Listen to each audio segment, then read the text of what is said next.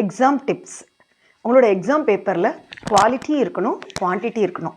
Quality அப்படின்னாக்க neat and legible handwriting இருக்கணும். Quantity அப்படின்னா 5 மார்க்ஸுக்குன்னா 5 மார்க்ஸோட கண்டென்ட் இருக்கணும். 3 மார்க்ஸ்னா 3 மார்க்ஸோட கண்டென்ட் இருக்கணும். Before you start writing, you have to keep in mind the 5 things in your mind. That is, read the question, understand the question, analyze the question, and diagnose the question, and then answer to the question. Read the questions அப்படின்னு சொல்லும்போது அது கரெக்டாக தெளிவாக read பண்ணுங்கள். சில சமயம் இந்த ப்ரிஃபிக்ஸில் பார்க்கும்போது நாட் அப்படின்ற ஒரு ப்ரிஃபிக்ஸ் வரும், அது நான் வரும், இம் வரும். ஸோ அதனால் நீங்கள் அந்த கொஷினை தரோவாக ரீட் பண்ணுங்கள். ரீட் பண்ணும்போது வேர்ட் பை வேர்டாக ரீட் பண்ணுங்கள். அது ரொம்ப ரொம்ப ரொம்ப முக்கியம். எப்போதுமே பார்த்தீங்கன்னாக்கா அந்த 3 ஹவர்ஸில் எழுதும்போது உங்களோட மைண்டையும் பாடியும் நீங்கள் எப்படி பர்ஃபெக்டாக வச்சுருக்கீங்களன்றது இருக்குது. அதே மாதிரி உங்களோட மைண்டில் வரும்போது ஃபஸ்ட்டு கொஷினை பார்த்த உடனே ஈஸியாக இருக்குதுன்னு ரொம்ப ஜாலியாக இருந்துடாதீங்க.